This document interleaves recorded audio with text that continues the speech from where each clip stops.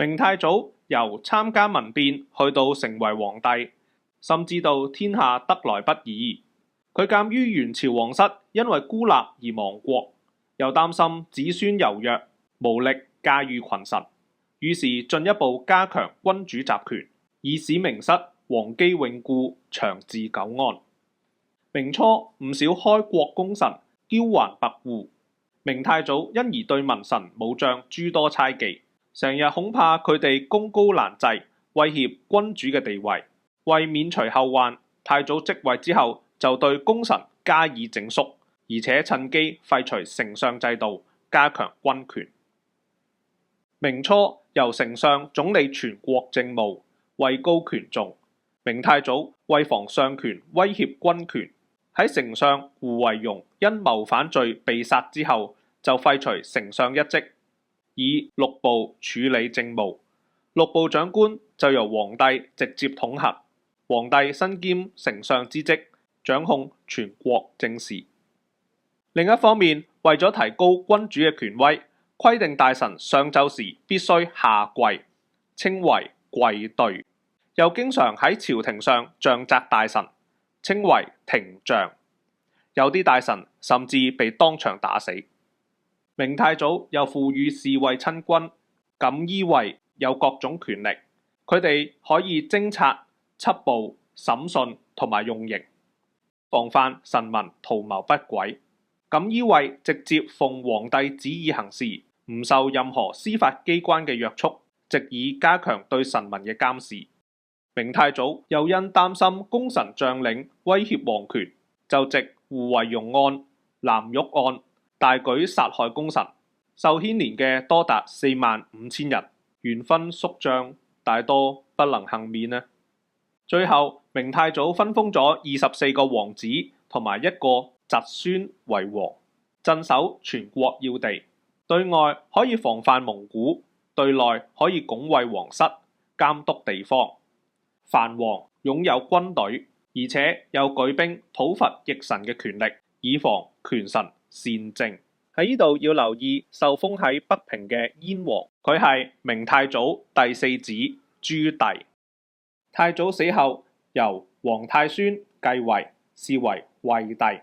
當時鎮守北平嘅燕王起兵南下，最後燕王攻陷應天，自立為帝，是為明成祖。歷史稱為靖難之變。明成祖藉靖難之變而得位，深恐臣民不服，又懼怕藩王勢力坐大，會威脅皇權，於是即位之後就繼續加強君主集權，以防篡位嘅事件重演。喺政務方面，明太祖廢相之後，曾經設立顧問官員協助處理文書工作。成祖即位之後，就設立內閣，選拔大臣任內閣大學士，協助皇帝處理政務。內閣官員並無獨立決策嘅權力，只能按皇帝旨意辦事。另外，明成祖喺政變中得到宦官嘅協助奪位，之後就重用宦官，委以出使、監軍等重任。成祖又喺錦衣衛之外加設東廠，由親信宦官掌管，同錦衣衛合稱廠衛，藉以刺探臣民私隱，加強監察百官。最後，明成祖係透過政變得位嘅，深知道藩王對君主嘅威脅，即位之後就繼續削藩，將北方強橫嘅藩王內徙，削弱佢哋嘅兵權，令到藩王無力同中央抗衡。另外，為咗加強控制北方邊防，就遷都北京，而原先嘅應天府就作為陪都，稱為南京。明初君主集權嘅措施有咩影響呢？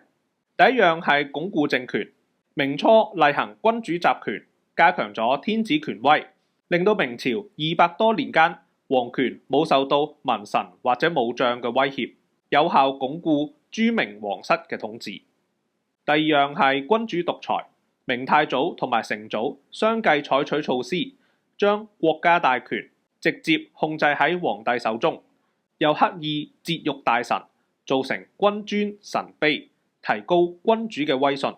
加上廢相之後，皇權失去制衡，大為膨脹，形成君主獨裁統治。跟住係侍風不振，明初君主大肆殺戮功臣，對朝臣施以廷杖跪對，而且鼓勵臣下告密，朝臣為免獲罪，都唔敢諫爭君主，做事但求無過，不求有功，以致政風日壞，施政因循苟且。第四樣係宦官干政。明太祖廢相之後，皇帝獨攬大權，太祖、成祖勤政精明，尚能應付。不過明朝中後期嘅君主大多昏庸，加上缺乏賢相輔助，就給予宦官干政嘅機會，造成明朝嚴重嘅宦禍。